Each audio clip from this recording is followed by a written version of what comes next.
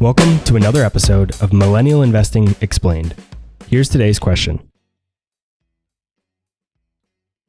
And you talk a lot there about action and having to actually take action. And that brings me to one of my favorite quotes in your first book where you said, "You are not your thoughts, you are your actions. You are what you do, and your actions are the only thing separating you from where you are and where you want to be." So if you or any of your listeners think about it for a moment, and I know that statement at the time went so against what was popular in the self-development space. The self-development space at the time was saying stuff like, change your thoughts, change your life. You can change your thoughts and still do the same stuff.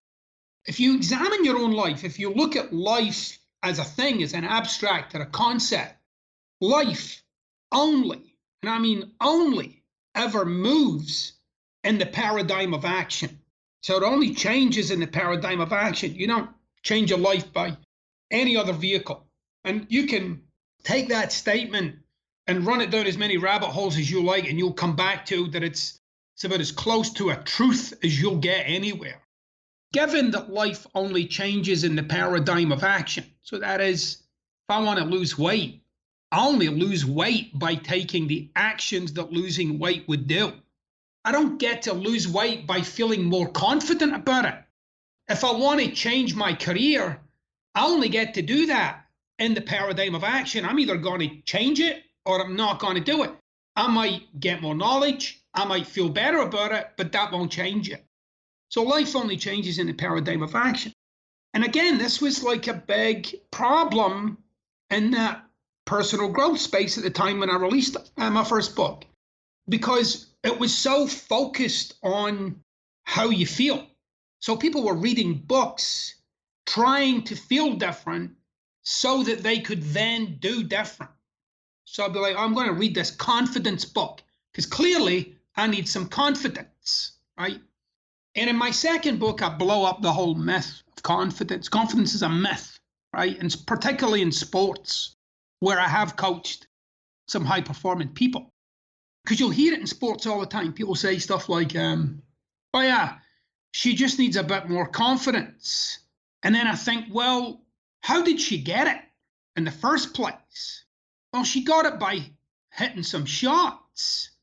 Okay, was the confidence there when she hit the shots then, the first time? And the answer is no. How you break out of a slump is by hitting a shot. You don't break out of a slump by getting confidence in hitting a shot. You actually hit the shot, then get the confidence, which tells you that human beings can perform even when they don't feel like they can. Human beings can do when they don't feel like doing. Human beings can operate in ways that go beyond their current internal state. So the whole point that I wanted people to get is get your eye on the prize. What is it you're out to get done? But if you focus on changing how you feel about what you're going to get done, that'll be a long pathway, which again pissed a lot of the mindset people off because they were like, no, positive mindset. I'm like, dude, some of the greatest things I've done in my life, I've done it with a negative mindset. How does that even equate? Then I would be screwed. You know, I wrote my first book and my thoughts almost every day were, this sucks and I can't do it. And I did it. And then I did it. And I think that's the same for many people, and many people who are listening to this right now. You don't need to be positive to do positive things, to do confident things. You don't need to experience courage to do courageous things. What you have to do is take the actions that would be an example of you being courageous. And I'm not saying fake it. I'm saying do it. I'm not asking you to fake courage. You can say I'm terrified and do it. You can say I have no confidence and do it.